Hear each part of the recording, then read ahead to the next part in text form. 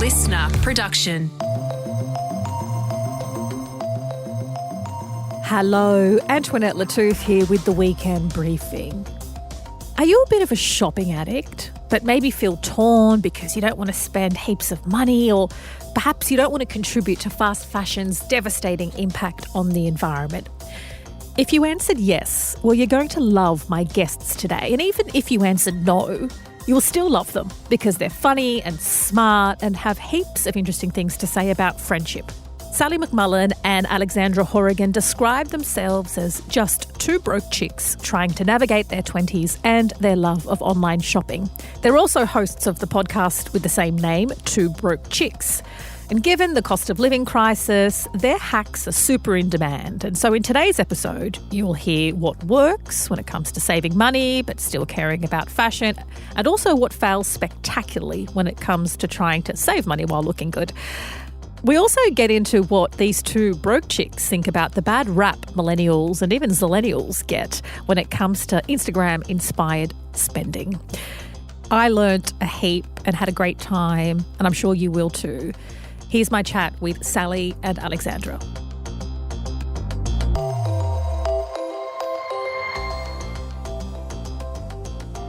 Sally and Alex, so good to have you here.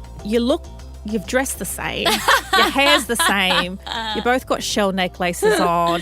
Is this how two broke chicks do it? Like, do you start mirroring each other after a while? What is going on? You even have the same Uber rating. We just talked about Uber ratings, and you have the exact same Uber rating. What is happening? It's not intentional. It's like the ill fates have aligned and drew Al and I together, and we're like so different, but also the same person. It's the most bizarre combo. Yeah. Our old boss used to just call us the twins from The Shining. But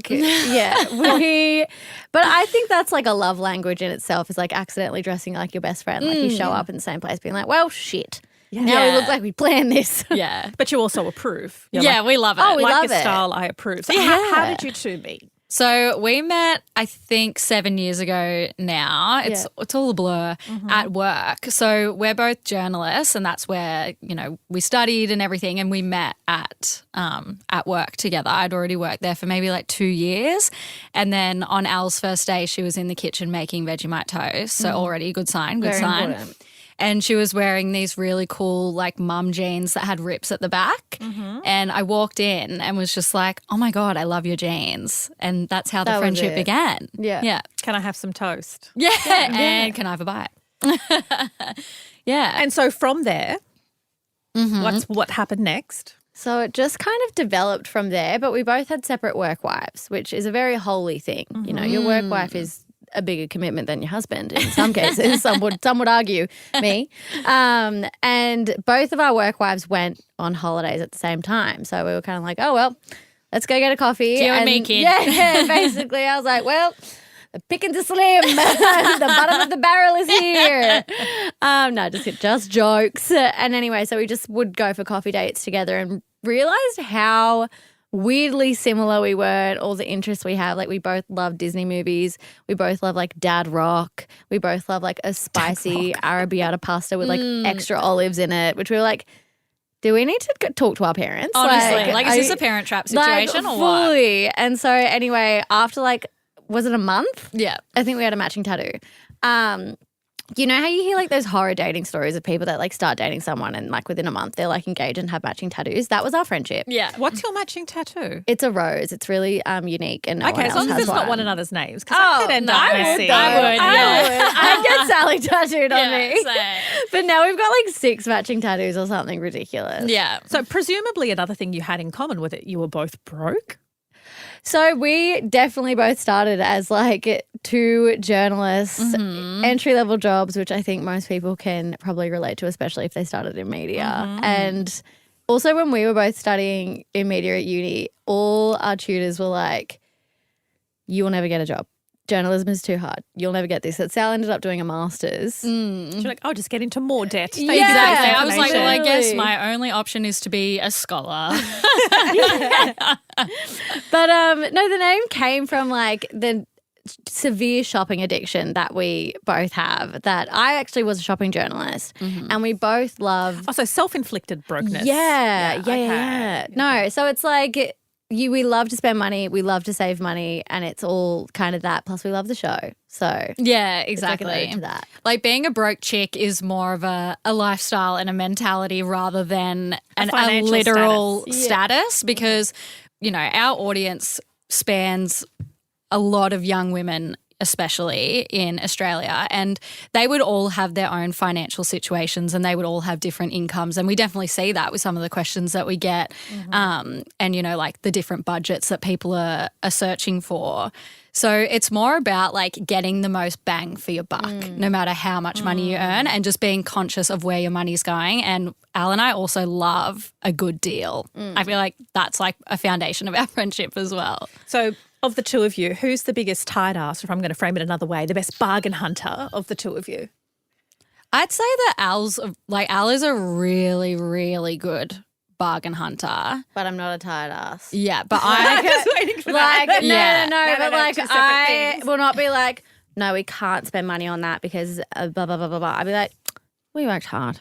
You know, we got up today. Yeah. We deserve a little cocktail. Yeah. Like I am an enabler. Okay. To my core. Absolutely, basically. yeah. But I do, like, I get off on a good deal or a good sale, being like, okay, so if I match it with this 20% off promo code and then I use the shop back cashback and then I do this and that and this and then I call the customer service and I get a price match. And I price match it here. They'll beat it by 5%. Like that's. okay. But if I go pick it up, then I can save this. Literally. If they deliver it, it'll cost this much. Like, yeah, she's really, really good at that. Do you have any tips? Because I'm so easily manipulated. I'll see somebody be like, I get an email going, here's a $10 voucher. And I'm like, excellent. I just got $10. I'm going to go spend $300. Yeah. Or spend and save. Spend $250, save $40.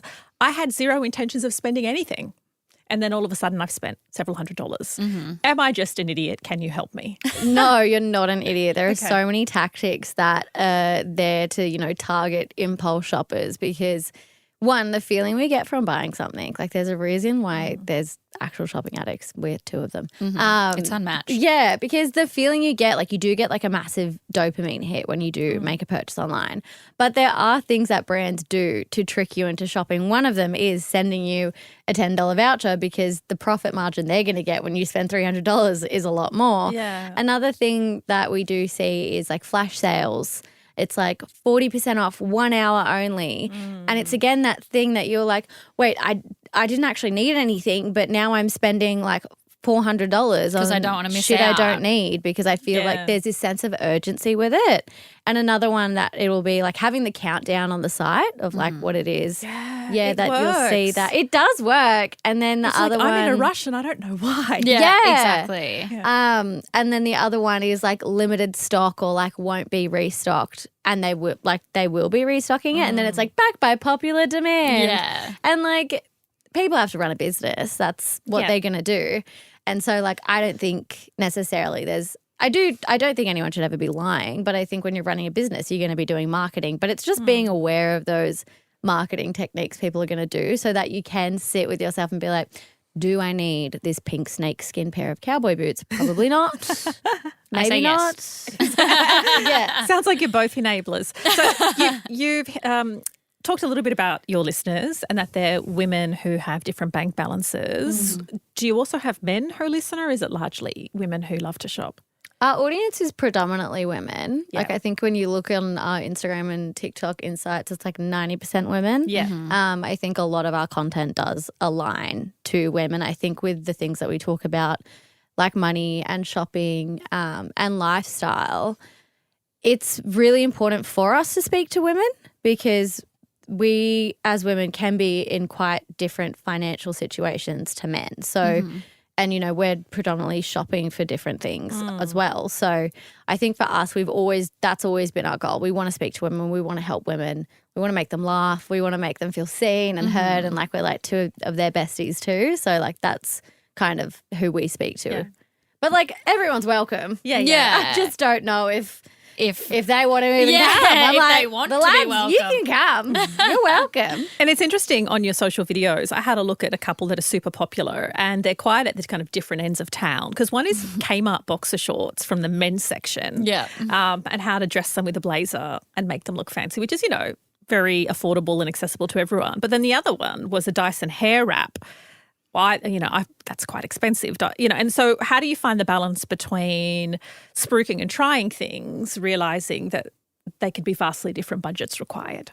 Well, I think with both of those examples, they're two trending products, even though that they both sit at very different ends of the price spectrum. So the boxer shorts was like a trending item that we saw on Pinterest and TikTok and whatnot over the summer. And then we were walking through Kmart and we're like, these basically look like those boxer shorts that everybody is wearing on Pinterest, except that they're $6. Yes, they are actual boxer shorts, but it's the exact same look. So it's showing how you can get that look on a budget, or you don't have to pay $60 for, you know, an item that is the exact same fabric composition and will achieve the exact same look. And then with the Dyson Airwrap, you know, that's been a trending product for so long. And it's something that, because it is, you know, on the higher end of what you would expect to pay for like a hair product. Like several $100s, isn't it? Yeah, but so people want to know if it is worth that bang for buck. And we would say that it is. Like, Elle loves her Dyson Airwrap so much. There's also more affordable options. Like we've done like a video on, you know, another hair tool and tested it against that. And that was also amazing. So like, what's the other hair tool called? The mermaid hair. It's like a blow dry brush and their air curl. And so we tested that against a Dyson. And I think at the end of the day, what our goal is to just give the information. It's there. If you want to buy the Dyson Airwrap, here's our experience with it. That's the price. Here's it on sale.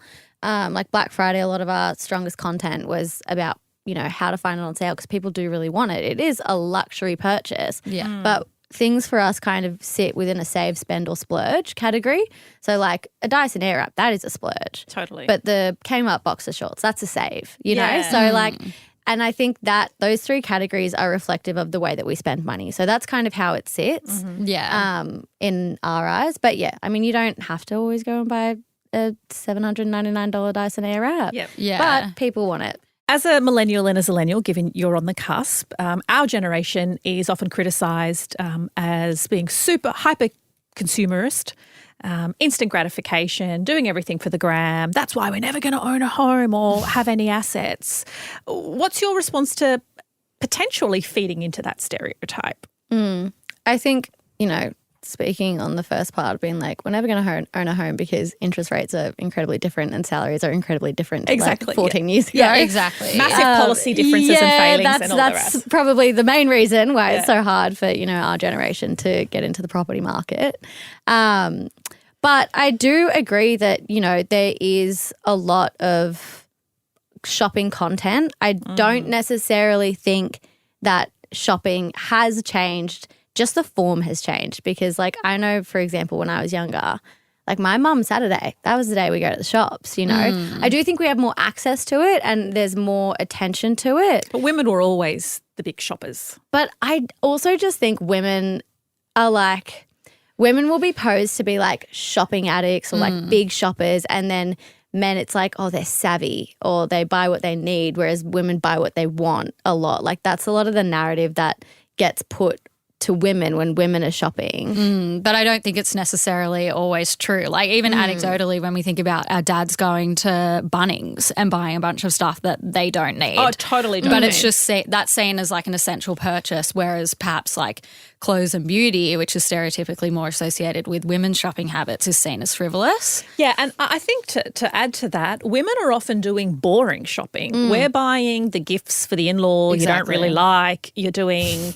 You know, like you're buying stuff that you just need. You're not all. It's not all makeup and high heels. It's the boring stuff because no one else is doing it. It's kind of like unpaid labour shopping. Anyway, enough of that little rant.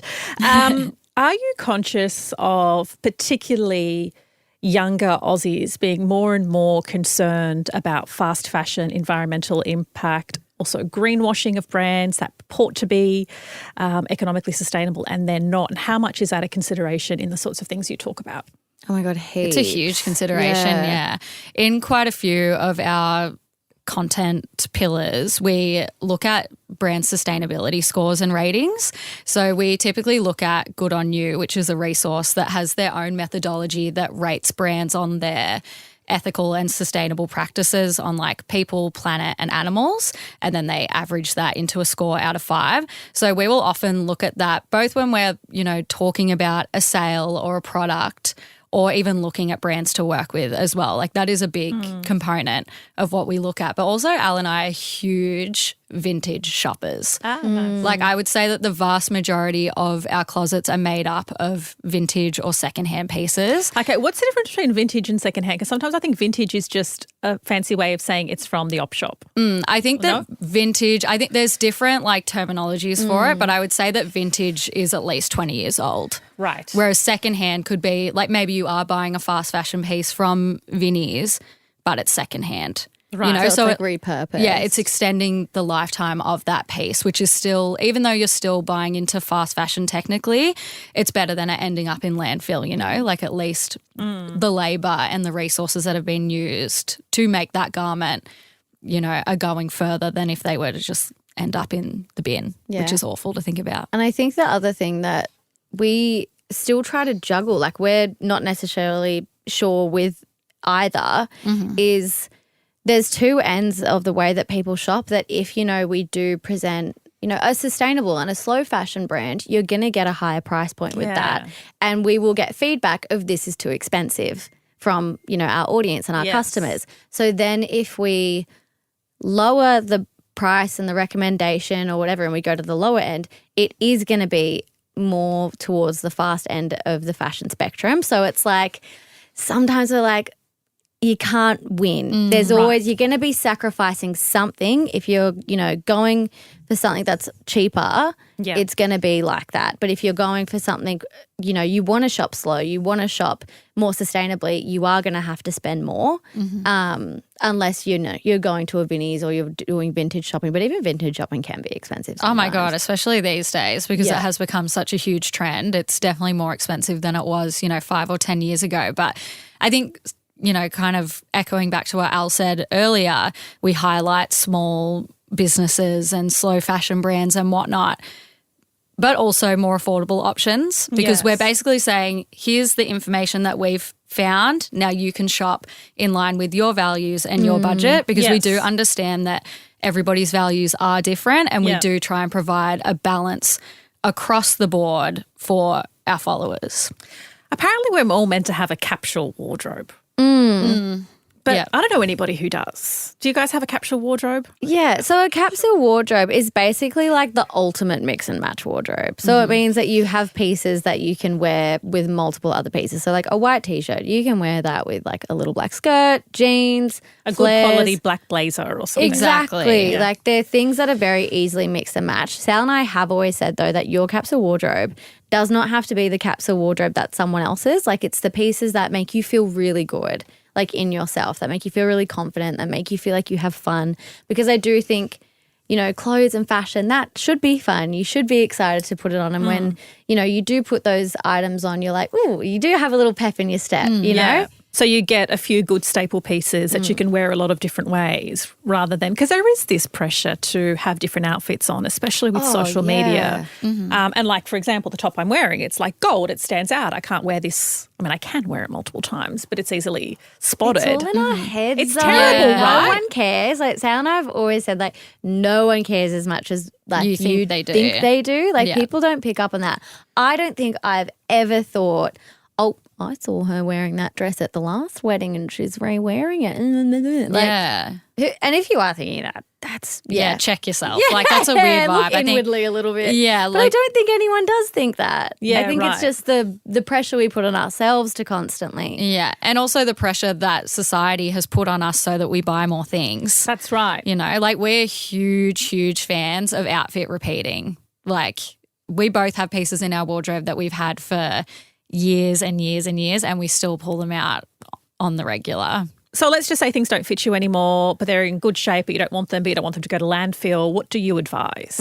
So this has been something that Sal and I have been talking about this year as well because there's been a really lovely open conversation about throwing away your skinny clothes, in quotation marks, and how sometimes we hold on to clothes because we're like, oh, when I look a certain way, I can wear that again. And it's not very good for us to, hold on to these things, because when we see them, they maybe act as a reminder of us being unworthy or not good enough because we can't put on a pair of jeans, which is just the roguest way to think, because, clothes are meant to fit you. You're not meant to fit your clothes. So if, you do have clothes that are hanging in your wardrobe that you don't wear anymore, there are ways that you can dispose of them. Facebook Marketplace is one really good one. Depop is another really good one. Those are like online sites. Depop is like a regulated platform too. So that works through PayPal, and you can go like direct to customers, and it's a little bit more regulated than Facebook Marketplace because there are a couple scams that, run on Facebook Marketplace, but most of the time it's good that you can sell your clothes if they're really in really good condition. If, a lot of people sell clothes on Depop that are like brand new with tags. And then the other thing is taking them to an op shop. There's salvos and places you can do that. Also shelters, they're always open to clothes as well. So there's definitely multiple ways that you can repurpose your clothes. Also ask your friends. Yeah, I was going to say I that. message my friends all the time with your friends. And I'm like, I don't wear these anymore. Do you guys want to come over? And one of my friends, she came over and had a suitcase, and she's like, are you sure? And I was like, take it, babe. Yeah. Yeah, that's yours. actually a good idea to go kind of treasure hunting in your friends' wardrobes. There is a cost of living crisis. People do still care about fashion and buying things. What are some tips or hacks that you can share if you're not going to go off spending entirely, but you have to cut back significantly? Definitely have that capsule wardrobe and a wish list. So Al and I, will have spreadsheets with lists of things that when we're looking through our wardrobe, going to get dressed for a night out, and I'm like, God, I really just need like a black slip dress. Like that will be the answer to all of my problems, whatever that piece is for you. And so I put it in a spreadsheet so that I know when a sale event comes up, I know that that's what I'm looking for, and I'm not going to get distracted and sideswiped by, the glitz and glam of all the sales that are coming, and I know I'm just going to buy those items that I need. But that's the thing, shop the sale event. Yeah.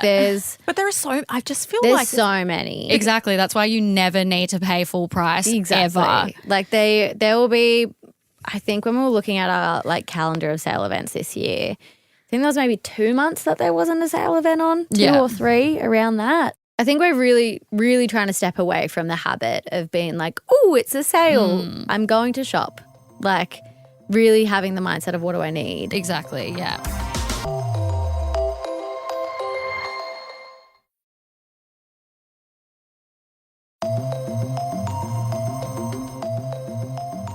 I saw an exciting announcement on Instagram.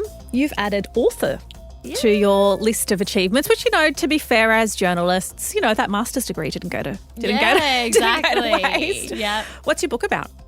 Oh my gosh. Yeah, so it's very, very exciting. We announced it this week, and it's called Finding Your People, The Ultimate Guide to Friendship, written by, of course, the 2 best friends, Sal and Al.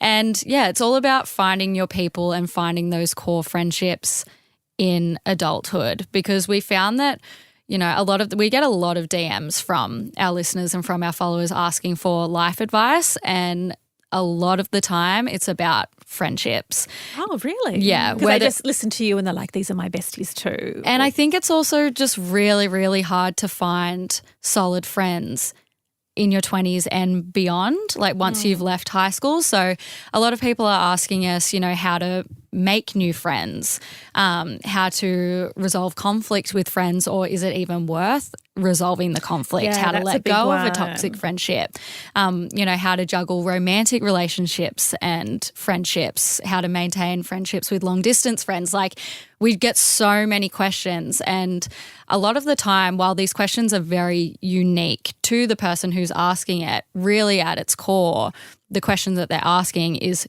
so universal, and a lot of the experiences are things that we've experienced in our own friendship together and with other friends, but also that other people in our lives have experienced as well.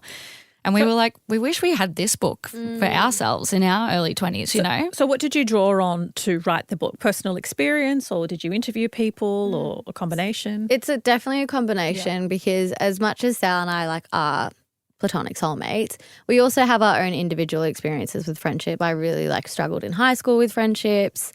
And then as well, we did a lot of research into, psychological studies and the, science around how many best friends you can actually have. That's all. How many? You got to buy the book bag. Okay. There's different answers to that, which, we go into. There's the 7 friend theory. There's one that says, you can have 50 friendships, which personally I find completely unsustainable. I was we were talking about this the other day and we were talking about Sal's 30th and we were laughing about it because Sal was yeah, no, it was quite small. And I was we filled out a bar. I was how many were there? And you were 50? And I was see, I would not have 50 people to invite. I was I had to make cuts. Yeah. So it's very interesting, and writing it was really interesting because there's so many experiences outside of, our individual ones too that was really just nice to learn a bit more about and understand a bit more about and write about it too. And the virtual world makes friendship really interesting because sometimes, I don't know if you've had this experience, but I might chat to someone on Instagram or even on X or sometimes Facebook if I don't spend much time there and be yeah, babes, blah, blah, blah. And then I see him in a shopping centre and I'm don't want to talk. Those relationships where there's this sense of closeness online and in real life it's no, I don't want to have a coffee. I don't want to have a drink. Do you talk about the impact of online relationships that kind of blur or confuse the real world relationships? I think social media has been really good for friendships and really bad for friendships because I think it can, with all facets of social media, create this idealistic life that social media is a highlight reel. So you can be sitting at home on a Friday night while the rest of Instagram stories has plans and it makes you think, am I doing something wrong? Should I be out with a group of friends? If you don't have a group of friends and you're seeing, all these people going to bottomless brunch and you're what's wrong with me? And it kind of puts this pressure on, I should have these friendships, I should have this and I don't. Is there something wrong with me? And that's not necessarily the case either. I also do think it opens the opportunity for more conversation and to develop friendships. I went to a Pilates class a year ago and I didn't know what I was doing. And I turned to the chick next to me and I was help me, please. And we became just chatty within this class. Yeah. And then afterwards I was can we be friends? Can I get your Instagram? And that was it. Yeah. And then from there we would have little chats on Instagram. I like that directness. Can we be friends? Yeah. Sometimes it's can I force my friendship on you? Yeah. And then they're and I'm you're either going to get a no or a yes. Do I have, am I allowed to answer honestly? Yeah. And you know what? There have been times where I can feel the energy back that when I'm talking to someone and they're and I'm do you know what? That's fine. Yeah. Because not everyone wants to be a friend. Yeah. That's okay too. They've got other things going on in their life. They might not have the emotional availability for more friendships. Yeah, I think from writing this book, we've realised how nuanced it all is and how friendship really is one of, if not the most important relationship type that you can have in your life. And there are so many different types of experiences with friendship. And we really hope that people can find a best friend in this book as a companion, if you will. Or 50 best friends according to one study. Yeah. Exactly. But, just hopefully can feel less alone and isolated because I think that from our experience, both just in life but also with the people who reach out to us, people can feel really self-conscious about the status of their friendships. And loneliness is really growing. It's a huge thing. It's not imagined, it's real. Yeah. Absolutely. Yeah. Okay, so what's the secret to your friendship? Because surely you must piss one another off. Do you fight well? Do you communicate well? Or what is it? Because it's not all roses and yeah. But came up boxer shorts. You really don't like those, do you? I do. I thought it was hilarious. They're an acquired taste, I will admit. The comments were a mixed reception. But it was funny. But I think the thing that Sal and I say is one, we're best friends and we work together. So there's going to be moments where we disagree and that's okay. There's no defensiveness there. And if you asked us maybe 4 years ago, 5 years ago, when we first met, we're 2 years into our friendship, it's been what's the secret? we'd be like, we're the same person. Like we like the same things. We have the same opinions, blah, blah, blah, blah, blah. We're twins. We both love olives. Yeah. That's it. Which was at the start, right? And that is still true. That is still true. We still have the same interests and similarities. However, I think the more we've become friends and we've grown up over the last 7 years, the key is our differences and understanding those differences and not trying to change that. Like we do have things, we know where the other person's boundary is. Like if Sal's like, I don't want to come, I'm not sitting there being like, no, come on, please, like come, it'll be fun, you'll have fun. And she's getting annoyed being like, you're not respecting my boundaries. Like we just know where that is. And I think we've only ever had like probably one big fight. Yeah, and which we cover in the book. Drunk. Yeah. Oh, okay. We were like, and it lasted 12 hours because we went home, we woke up, we called each other, cried, and was like, I'm sorry too. And then went and met up and had a really open and honest conversation. Yeah. And then it was squashed. That's the other thing. Like you can't like hold grudges. If someone annoys you, you've got to talk about it then. Yeah. And you can't just be like, you can't hold on to it then like 6 months later being like, yeah, but when you did this. Yeah, or sweep it under the rug And then as let well. it build up. Exactly, yeah. Like I think that fight in quotation marks or that disagreement, you know, set us up for success so much, especially because this was like pretty early in the grand scheme of things in us like working together on Two Broke Chicks, I guess, as well. So I think that one experience really taught us that we need to be open with each other all the time and do regular check-ins with each other and just be as empathetic and as open with each other so that it doesn't boil up into something that could be negative on the friendship. Because, you know, we always say that, you know, conflict doesn't have to be a bad thing. It can be a conversation. Yeah, absolutely. I love that. Lean into your differences, but essentially still rock up dressed exactly the same. Yeah, exactly. Two Broke Chicks. Yeah. Love it. It's Love your us. story. Can't wait to get my hands on the book. Where can we get it? Booktopia, Amazon, Dimmix, I think it's all live on now. A couple others like The Nile I saw as I've been profusely Googling it for the last 24 hours being like, ew. I just like looking at it on the website. It just makes me happy. So amazing. Have you been sent once you open your box of your first book and touch it? You haven't got that yet? We've got like a manuscript, but not Right. like it in like book form. Yeah. I think like I'll need 24 hours to like recover from that because I'll just be like, Yeah, exactly. But yeah, so you can get the book on Dimmix, Amazon or Booktopia or check us out at Two Broke Chicks on Instagram, TikTok and Poddy. Sal and Al, Sally McMullen and Alexandra Hourigan. They're such pros. They essentially wrapped up the episode themselves. You know where to check out their book and check out their podcast. It is time for the weekend list. I know that this is your favourite time of the week. That's because you get to hear from producer extraordinaire Helen Smith on what she's been consuming and watching and listening to. And we share some things for you to check out. Helen, what have you got? Okay, my first recommendation is The Real Housewives of Salt Lake City. Now, I love Real Housewives. I've watched New York, Beverly Hills, Melbourne, Sydney, and more. This Salt Lake City franchise is by far one of the best Real Housewives I've watched. Not only just Real Housewives drama, you see Jen Shaw when she gets arrested. You see... Is she in jail now? Yes, she's serving like a 5-year sentence. What did she do? Fraud. Yeah. She is like besties with Elizabeth Holmes. There's like photos of them like in prison with each other. So you literally couldn't script that? No, you couldn't. Like it sounds like a Hollywood movie. Yeah, it's really good. And then there's the famous ending, which I haven't got up to yet, but it was all over viral socials, but I'm not going to spoil anything. Okay, so other than the real-time criminality, what is so good They're about also this? half of them are Mormons. Because that's they're in Salt interesting. Lake City, right? that's So some of them half of them are excommunicated Mormons Yeah, or because still if you Mormons. were a real Mormon, you wouldn't really do this kind of show, no? Well, some of them are, and they don't drink alcohol. Right. They, they're Mormons. They're modern Mormons, but they're still Mormons. Yeah. But you see also parts of people leaving the church, the process of leaving the Mormon church, what it's like being excommunicated, the dynamics between the family relationships when that happens. So, yeah, it's just full of everything.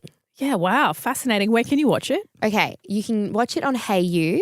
Okay. And you can get a free trial subscription for, I think it's 7 days. So if you can binge a lot, yeah, nice. go for gold. Okay.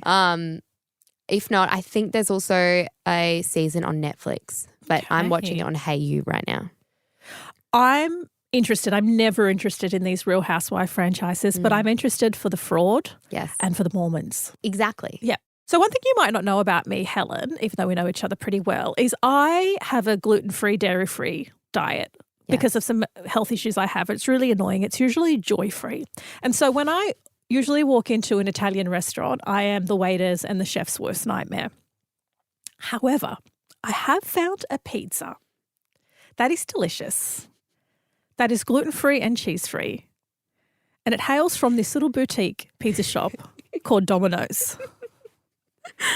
It is so good. Domino's have nailed vegan cheese and the gluten-free base. I was going to say, so there is cheese on there, but it's vegan cheese. It's vegan cheese. Oh, phew. Vegan cheese. So I have a vegan cheese and vegetarian pizza with anchovies on gluten-free base. Actually, that sounds quite good. It's really tasty. See, I love vegan cheese because I'm lactose-free as well. Okay. But I am happily, thank God, I'm not gluten-free. You can eat gluten. I honestly recommend it. The only thing about it is it ends up being, once you have the gluten-free base and the vegan cheese and the anchovy, like the cost that you'd get a proper wood oven, Southern Italian style pizza. But yeah, so anyone out there who lives a joy-limited life like me because of dietary restrictions, I would say check out Domino's. My second recommendation is also food. It is a deconstructed burger bowl. Now, we all know burger bowls are out there. They're delicious, but I'm just here to remind you. What's a burger bowl? It's not like a lettuce burger. It's not like a lettuce burger. No. So it's like a burger bowl. So you've got your patty, which can be, you can do veggie patties, you can do beef patties, whatever you want, your meat, your protein. Then you pop lettuce in there, pickles. I love doing the pickles in there. Bit of melted cheese on top, like a bit of cheese, carrot, tomato. So a salad. But you put special burger sauce on top. Okay. So then it tastes like a burger. Yeah, right. So like a deconstructed quarter pounder. I nearly forgot the best part. With the maca sauce, yeah? The carrot fries on the side. Well, I also mix them in because I make carrot fries in my air fryer to trick myself to eat carrots. Oh, or sweet potato fries are really Sweet good. potato fries are great in the too. air fryer. Okay, so it feels like you're going to a burger joint. It's so good. It's kind of like just the burger without the bun. Yeah. Like if you're already eating like otherwise I would eat burgers for every meal. Yeah. So I'm trying to be like, Helen, you probably don't need to eat burgers for every meal. But it tricks me into think I'm eating a burger. Yes. But it's semi-healthy. Semi-healthy because once you put that ranchy aioli dressing and whatever. Good. You can get it from Aldi at the moment, actually. Really good one. You and Aldi. I just got it the other day. Well, my final recommendation is a Aussie trio. They're called Horizon. Oh. But the Horizon with an 3 instead of the O. So that's how you spell Horizon. H3RIZON. They're the first Aussie female pop group that have landed a major label with a US record company. What I love about their story is that they're from Western Sydney, 2 Filipino girls, 1 from Mauritius, and I love their music. And I'm so excited that the first Aussie pop group that got signed is Asian and Mauritius girls from Western Sydney. And I've been listening to it, but it's very pop, it's very palatable, but it's really fun. Their first song from their upcoming album, it's called Soul Ties, and I'm just going to give you a little teaser. I'm with you, baby, I can ride or fly.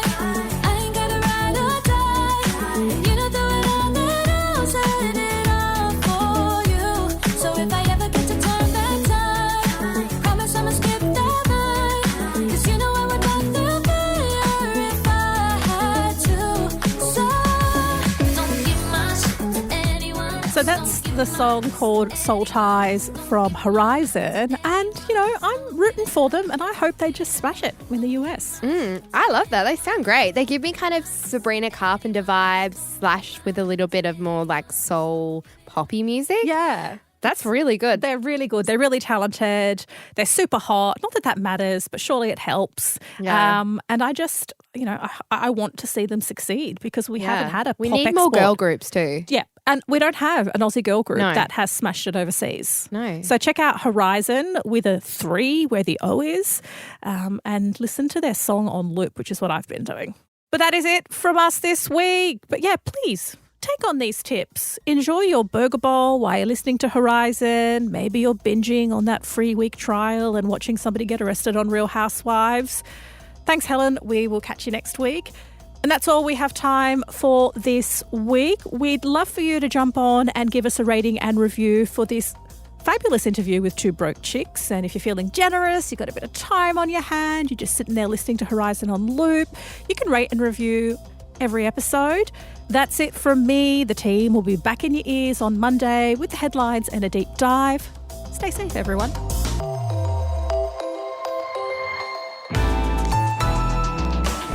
Listener.